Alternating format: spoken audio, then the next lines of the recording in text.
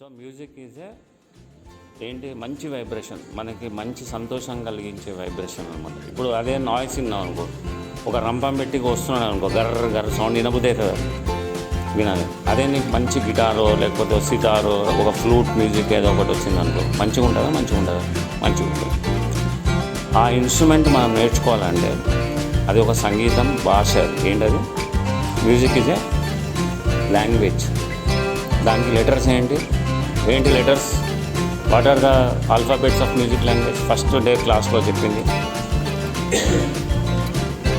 అది first lesson. Music లాంగ్వేజ్కి alphabets ఏంటి? సరిగమ పద నిసా. Okay, what are the 7 notes? ఏబిసిడీలు ఎలాగో ఇంగ్లీష్ లాంగ్వేజ్కి, అట్లా మ్యూజిక్కి 7 ఆల్ఫాబెట్స్ ఉంటాయి. ఏంటది?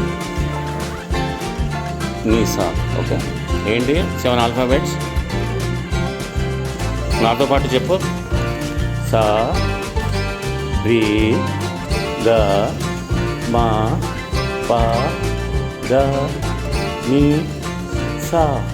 ఓకే, సా, రి, గ, మా, ప, ద, ని, సా. ఓకే, సో ఫ్రీక్వెన్సీ పెరుగుతుంది. అంటే frequency, what you understand by frequency? Frequency is a vibration. Okay, నీకు ఇంకా సైన్స్లో ఉందో లేదో తెలియదు కాబట్టి నేను చెప్తున్నాను. ఫ్రీక్వెన్సీ ఈజ్ ఏ వైబ్రేషన్ అన్నమాట.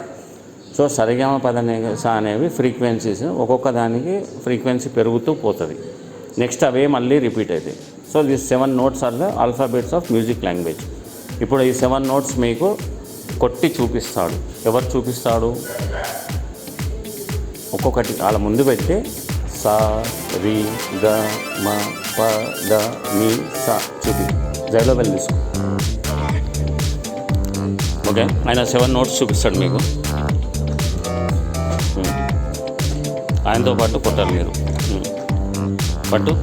అక్కడ ఆమెకి ఒక బెల్లి నువ్వు తీసుకో. ఫస్ట్ సా కొట్టు, ఫస్ట్ లెటర్ నువ్వు కొట్టి చూపి. సా,